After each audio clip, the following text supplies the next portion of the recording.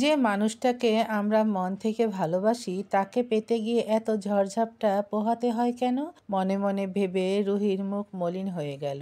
জারিন মজা করে যোগ করলো, শুধু ফিদা নয় রে, মাথা থেকে সব ভূত নেমে যাবে। এমন জোস লুক দেখে তখন বাপ বাপ করতে করতে চলে আসবে। নাফিসা হেসে বলল, তোমরা দুজন না একেবারে বাড়িয়ে বলছো। আপি তো সবসময় সুন্দর, আর শুধু একটু বেশি লাগছে।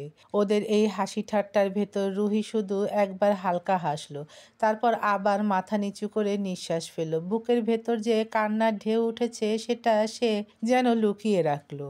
দরজার ফাঁক দিয়ে ইমা বেগম ঢুকলেন। মেয়েকে সাজানো অবস্থায় দেখে তার চোখ হঠাৎ ছলছল করে উঠল। এই মেয়েটা কয়দিন পরই আমার থেকে আলাদা হয়ে যাবে, কেমন হবে তার জীবন? মায়ের বুকটা হু হু করে উঠল। তবুও দৃঢ় থাকার চেষ্টা করে ইমা বেগম গলা সামলে বললেন, চল নিচে, সবাই অপেক্ষা করছে। রুহি কিছু বলতে পারল না, শুধু মাথা নিচু করে মায়ের হাত ধরে উঠল। রিশা জারিন সাথে সাথে পেছনে দাঁড়ালো। নাফিসা রাহিলও ওদের সাথে গেল।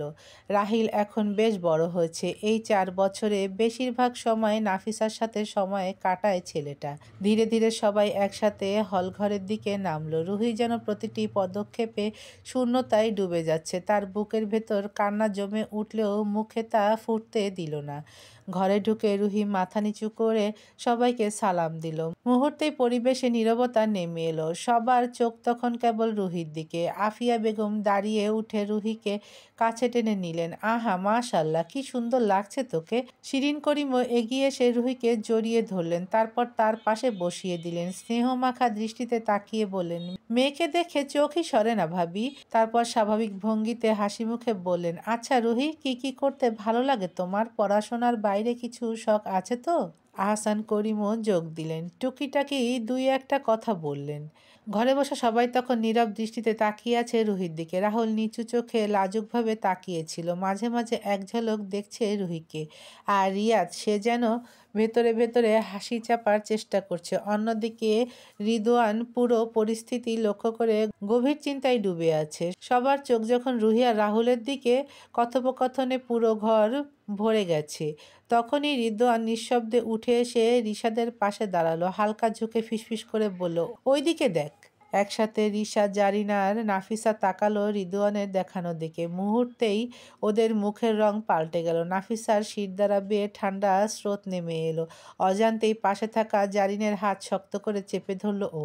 জারিন সাথে সাথেই ওর দিকে তাকিয়ে বিষয়টা বুঝতে পেরে আস্তে সান্ত্বনা সুরে বলল, নাফু রিল্যাক্স, আমরা আছি তো, সব দেখছি। কিন্তু নাফিসার চোখ মুখ দেখে বোঝা যাচ্ছে ওর ভেতরে ভেতরে পুরনো দিনের ভয় আবার নতুন করে জেগে উঠেছে। রিশা ঠোঁট কামড়ে কপাল কুঁচকে ফিসফিস করে বলল, এই মালটা আবার এখানে টপ কইরা ঢুকলো কেমনে? কিছুই বুঝলাম না। রিদওয়ান মাথা নেড়ে গম্ভীর সুরে বলল, বড় মামুর বন্ধুর ছোট ছেলে এটা। রিশা বিস্মিত হয়ে বলল, কি বললি? আগে তো দেখিনি এই বেয়াদবটাকে আমাদের ফ্যামিলি ফ্রেন্ডের কারো মধ্যে। জারিন দাঁত চেপে বলল, দেখ কেমনে ইনোসেন্ট মুখ বানাইছে, মনে হচ্ছে মুখের উপর গিয়ে দুইটা ঘুষি বসাই। শেষমেশ রুহি আপির কপালে এই বেয়াদব মার্কা ছেলেটার মতো দেবর জুটবে, কে জানতো। রিদওয়ান বলে উঠল। রিশা হাত নাড়ার ভঙ্গিতে ওদের থামিয়ে বলল, হুস, আগে বিষয়টা হয় কি না সেটাই দেখ। মানে? চোখ বড় করে জিজ্ঞেস করলো রিদওয়ান। জারিন দ্রুত বলল, কিছু না কিছু না। রিদওয়ান ভ্রুকুসকে ওদের দিকে তাকালো। তার ভেতরে সন্দেহ জমতে লাগলো। প্রশ্ন করলাম একজনকে, উত্তর দিল আর একজন। নিশ্চয় এরা কিছু গোলমাল পাকাচ্ছে, মনে মনে ভেবে নিল সে। মুখ ঘুরিয়ে ধীরে ধীরে বলল, তোরা কি খিচুড়ি পাকাচ্ছিস বলতো আমায়? কথা শেষ হওয়ার আগেই সামনে এসে দাঁড়ালো রিয়াদ।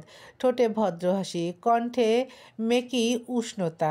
হাই এভরিওয়ান, কেমন আছিস তোরা? সরি সরি, এখন থেকে তো আমরা বেয়াই বেয়ান। ওদের চোখ মুখ গম্ভীর হয়ে উঠল। নাফিসা তখনও জারিনের হাত শক্ত করে ধরে আছে। রিয়াদ এবার সরাসরি নাফিসার দিকে তাকালো, ঠোঁটে হাসি রেখে বলল, কেমন আছো নাফিসা? আরে ভয় পাচ্ছ নাকি? পুরনো কথা বাদ দাও, এখন তো তুমি আমার বেয়ান হও। নাফিসার ঠোঁট শুকিয়ে গেল। এই, তোর এত কথা বলতে হবে না, দূরে থাকবি আমাদের থেকে, রিশা কড়া গলায় বলে উঠল। রিয়াদের মুখে অদ্ভুত হাসি রেখে বলল, আরে তোরা আমাকে এখনো ভুল বুঝছিস? কোন ছোটবেলার কি কাহিনী সেটা এখনো মনে রাখে কেউ? ওই আর কি, শয়তান মস্তিষ্কে যদি হেদায়েত দিয়ে থাকে তাইলে তো আলহামদুলিল্লাহ, কিছুটা ব্যঙ্গ করে রিসা বলল। এই সময় মাহবুব রশিদ সবার দিকে তাকিয়ে শান্ত গলায় বললেন, সাইফান, রুহি আর রাহুলকে নিয়ে যাও, একটু আলাদা করে কথা বলুক ওরা। সাইফান সাথে সাথেই দাঁড়িয়ে উঠল। রাহুল আর রুহিও আস্তে আস্তে উঠে দাঁড়ায়। দাঁড়িয়ে থাকা রিশাদের দিকে সাইফান তাকিয়ে বলল, কিরে তোরা এখানে এভাবে গোল হয়ে দাঁড়িয়ে আছিস কেন? আব্বু যা বলল শুনিসনি? চল সবাই উপরে যাই। আরে চশমা আপা যে, কখন এলে? আমি তো ভেবেছিলাম তুমি আসতে আসতে আমরা বুড়ো হয়ে যাব। আসলে না, তুমি তো আমাকে মিস করার সুযোগই দাও না, চোখের পলকেই হাজির হয়ে যাও। সাইফান হেসে ব্যঙ্গভঙ্গিতে বলল, জারিনের দিকে তাকিয়ে, শোনো, তোমার মতো কারো জন্য যদি মিস করার সুযোগ রাখতে যেতাম তবে তো জীবনটাই মিস হয়ে যেত। জারিন চোখ ছোট ছোট করে সাইফানের দিকে তাকিয়ে বলল। সাইফান কপাল কুঁচকে অবাক হওয়ার ভান করে বলল, বাহ, চশমা আফার কি মিষ্টি ব্যবহার! সত্যি আফা, তোমার কেয়ারিংনেস দেখে আমি অভিভূত। ওই ভান করা অবাক চেহারাটা অন্য কারো সামনে দেখিও, আমার কাছে কাজ হবে না, ভাব নিয়ে জারিন বলল। বাহ, কি দারুণ আত্মবিশ্বাস! সত্যি তোমার মতো মানুষ হলে তো পুরো দুনিয়াই হিংসে করবে। হ্যাঁ, করবে তো বটেই, বিশেষ করে যারা অহেতুক খোঁচা দেওয়ার লাইসেন্স ধরে বেড়ায়। জারিন মুচকি হেসে পাল্টা বলল, তাহলে আমি বুঝে গেলাম তুমি আসলে আমার ভক্ত, তাই এত খোঁচা খোঁচা কথা জমা রেখেছো। সাইফান ভ্রু উঁচু করে বলল। জারিন সঙ্গে সঙ্গে জবাব দিল, তুমি ভুল বুঝছো, আমি শুধু প্রতিরোধ ক্ষমতা বাড়িয়ে নিচ্ছি। তোমার মতো মানুষের জন্য তুমি তো এক প্রকার ভাইরাস অসুখ। সাইফান ভান করে অবাক হয়ে তাকালো। ওরে বাবা, আমার অসুখের নামও বের করেছো এখন? তুমি না হলে ডাক্তারের রুটি রুজি বন্ধ হয়ে যেত। জারিন মুচকি হেসে কটাক্ষ করল, তোমার মতো রোগী থাকলে ডাক্তাররা পালিয়ে যেত রুটি রুজি বাঁচিয়ে রাখতে। এখানে যে কয়জন দাঁড়িয়ে ছিল ওদের ঝগড়া দেখে বিরক্ত সবাই। ওরা এক সাইডে কথা বলছে বলে বড়রা কেউ শুনতে পায়নি।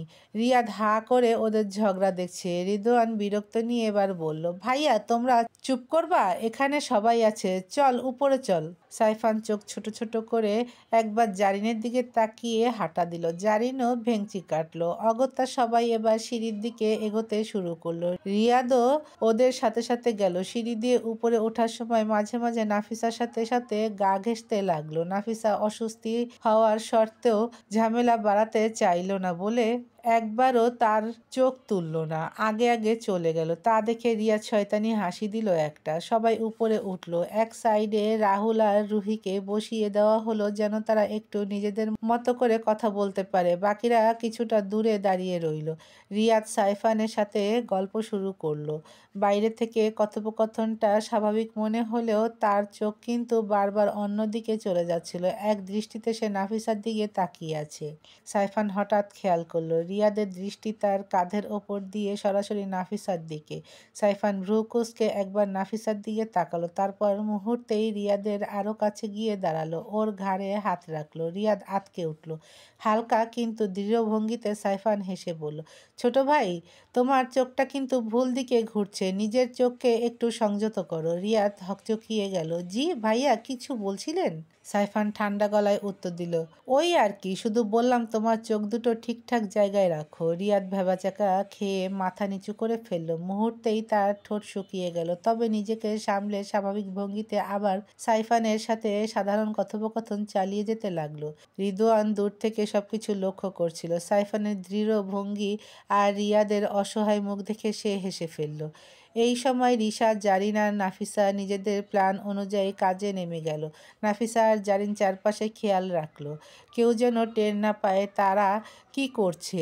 আর রিশা সুযোগ বুঝে দ্রুত মোবাইল বের করে কয়েকটা সুন্দর ছবি তুলে নিল রাহুল আর রুহির।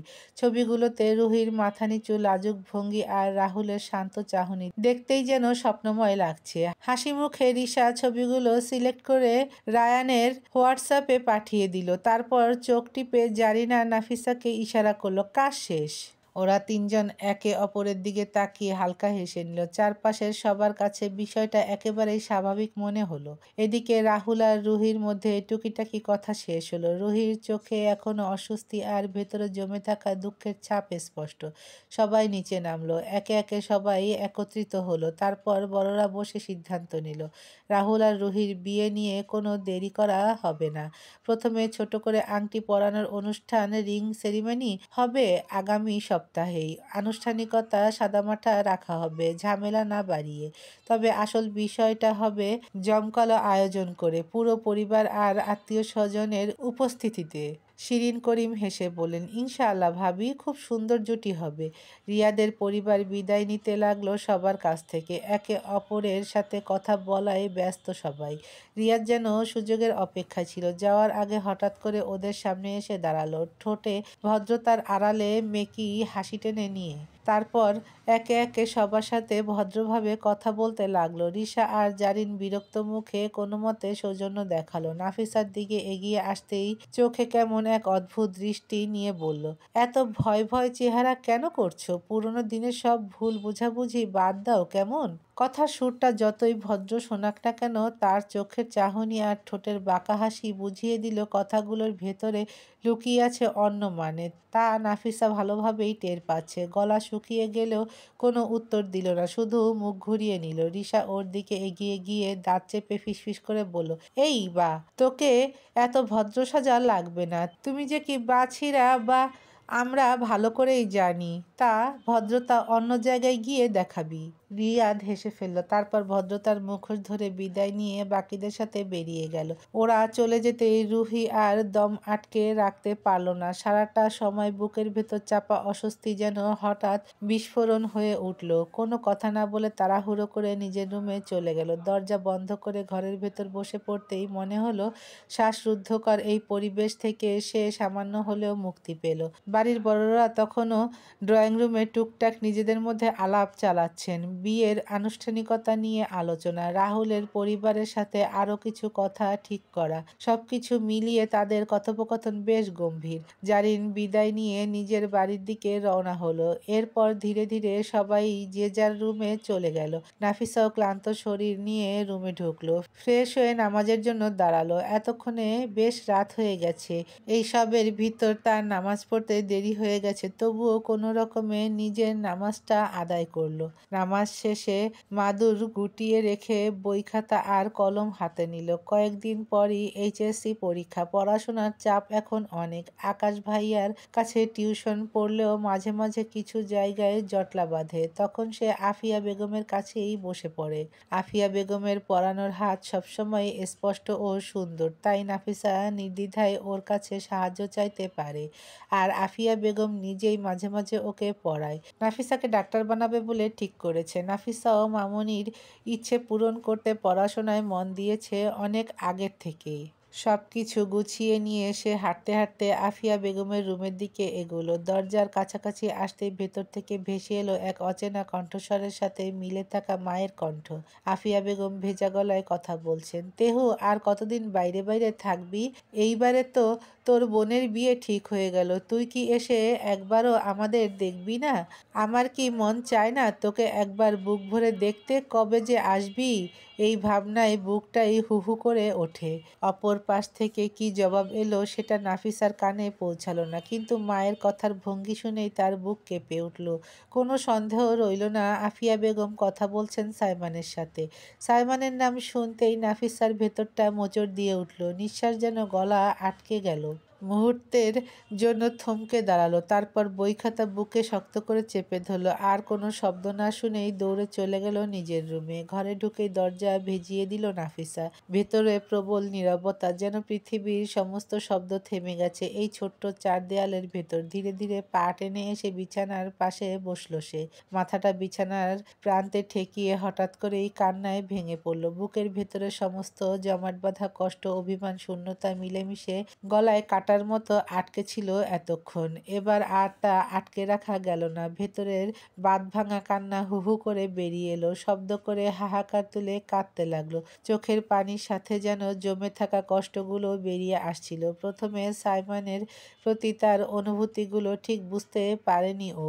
কিশোরী মন কি আর সবকিছু বুঝতে পারে? সম্পর্কটা কেবল অদ্ভুত এক টান মনে হতো। কিন্তু সময়ের সাথে সাথে সে উপলব্ধি করলো এই মানুষটার জন্যই তার বুকের ভেতর অস্থিরতা, প্রতিদিনের অপেক্ষা আর প্রতিটি নিঃশ্বাসে তৃষ্ণা জেগে ওঠে। আর সে নিশ্চিত সাইমনকে সে ভালোবেসে ফেলেছে। এই উপলব্ধি তার বুকের ভেতরকে আরো ভারী করে তুলল। চোখ বুজলেই মনে পড়তে লাগলো 4 বছর আগের সেই রাতের কথা। সেই রাতে সাইমন ছাদ থেকে হঠাৎ করেই চলে যাওয়ার পর চারদিকে অঝোর বর্ষণ শুরু হয় আরো। ভিজতে ভিজতে ছাদের এক কোণে বসে বলল ও। ঠান্ডা বৃষ্টির ফোঁটা তার শরীর ভিজিয়ে দিচ্ছে, কাঁপছে ঠান্ডায়। তবুও বুকের হাহাকার থামছে না। কাঁদতে কাঁদতে একসময় জ্ঞান হারিয়ে ফেলল। রাতভর ঝড়ো বৃষ্টি আর ভেজা অন্ধকারের সাথে কেটেছে সারা রাত। সকালবেলা যখন অচেতনতা কেটে ধীরে ধীরে জ্ঞান ফিরল, তখনও নিজেকে ছাদের ভিজে মেঝেতে শুয়ে থাকতে দেখে। মাথা ভারী, শরীর অসাড়। কষ্ট করে উঠে বসলো। মাথায় হাত বুলিয়ে চোখের পাতা মেলতেই আগের রাতের স্মৃতি ঝড়ের মতো এসে আছড়ে পড়ল। মুহূর্তেই বুকের ভেতরটা মোচড় দিয়ে উঠল। সাইমনের কণ্ঠ কাছে আসা শরীরের ভিতর শিরশির করে উঠল। মনে হচ্ছে এখনো লেগে আছে স্পর্শগুলো। তারপর নিজের হাত রাখলো সাইমনের দেওয়া লাভ বাইটের ওপর। শরীরের ভিতর শিহরণ জেগে উঠল। তারপর সায়ানের সবকিছু একসাথে ভেসে উঠল মনে। আর সাথেই মনে পড়ল তার হাতের রক্তের দাগ। চোখের সামনে ভেসে উঠতে গা শিউরে উঠল। অসুস্থ ভারী শরীরটা কোনো মতে টেনে ছাদ থেকে নামতে লাগলো। সিঁড়ি ধরে নিচে নামতে নামতে শরীরটা যেন আরো কাহিল হয়ে বুকের ভেতরটা হঠাৎ ছিঁড়ে যাওয়ার মতো ব্যথা করলো। অজানা আতঙ্ক আর অস্থিরতা নিয়ে সিঁড়ি বেয়ে দৌড়ে নামতে লাগলো। নিচে নেমে চারদিকে তাকালো। পুরো বাড়ি নিস্তব্ধ। সকালের আলো ফুটেছে, কিন্তু এখনো কেউ ঘুম থেকে ওঠেনি। একমাত্র পাশের মসজিদ থেকে ভেসে আসছিল আজানের সুমধুর ধ্বনি। সেই ধ্বনি ভেতরেও যেন নাফিসার বুকের শূন্যতা আরো স্পষ্ট হয়ে উঠল। অস্থির পায়ে হেঁটে সাইমনের ঘরের দরজা ঠেলে ভেতরে ঢুকলো। কিন্তু রুমটা ফাঁকা, বিছানা খালি, আলমারি বন্ধ, কোথাও সাইমন নেই। তখনই তার মনে হলো সাইমন চলে গেছে। দেয়ালে হাত রেখে কোনো মতে নিজের রুমের দিকে ফিরল। বৃষ্টিতে ভেজা কাপড় শরীরে লেপ্টে আছে। সারা রাত ভিজে থাকার পর শুকিয়ে কেমন অদ্ভুত একটা গন্ধ বেরোচ্ছে ভিজে জামা থেকে। ক্লান্ত শরীর নিয়ে ঘরের দরজা ঠেলে ভেতরে ঢুকলো। শূন্য চোখে বিছানার দিকে তাকিয়ে রুহি আর রাহিল এখনো বিভোর হয়ে ঘুমাচ্ছে। কোনো প্রতিরোধ ছাড়াই নিজেকে বিছানায় ফেলে দিল। চোখের পাতা ভারী হয়ে আসছে আর শরীর জ্বরে কাঁপছে। পরে যখন চোখ মেলল, তখন সে নিজেকে হাসপাতালের সাদা দেয়ালের ভেতর দেখতে পেল। মাথার পাশে স্যালাইন ঝুলছে। মনে পড়ল সেদিন জ্বর এসে শরীরকে কাহিল বানিয়ে ফেলেছিল। মাঝে মধ্যেই সাইমনকে খোঁজার চেষ্টা করছে চারপাশে। জিজ্ঞেস করছে ছলে বলে রিশাকে বলছে, কিন্তু রিশার ঠান্ডা উত্তর, সাইমন ঢাকায় চলে গেছে জরুরি কাজে। তার বুকের ভেতরে আরো অস্থিরতা ছড়িয়ে দিয়েছিল। এরপর বহুবার কথায় কথায় আফিয়া বেগমকে জিজ্ঞেস করেছে, কিন্তু প্রতিবারই ভদ্রমহিলার চোখ ভিজে উঠেছে ছেলের জন্য। মামুনির কান্না দেখতে দেখতে নিজের ভেতরে এক অদ্ভুত অপরাধবোধ জন্ম নিত ওর ভিতর। মনে হতো হয়তো তার জন্যই সাইমন দূরে চলে গেছে, হয়তো তার কারণেই সে আর বাড়িতে ফিরতে চায় না। এই ভাবনা মাথায় ঘুরপাক খেতে খেতে কতবার যে অশ্রু ঝরেছে সে নিজেও জানে না। আজও সেই স্মৃতিগুলোই বুকের ভেতর হাহাকার তুলছে। বিছানায় মাথা গুজে কাঁদতে কাঁদতে কখন যে ঘুমিয়ে পড়লো ও নিজেও টের পায়নি। বাইরে হাওয়ার শব্দ, জানালার কাচে ঠোকা পাতায় খসখসানি, সব মিলিয়ে যেন এক নিস্তব্ধ রাত আবার তাকে 4 বছর আগের অশ্রুসিক্ত সেই সময়ে ফিরিয়ে নিয়ে গেল।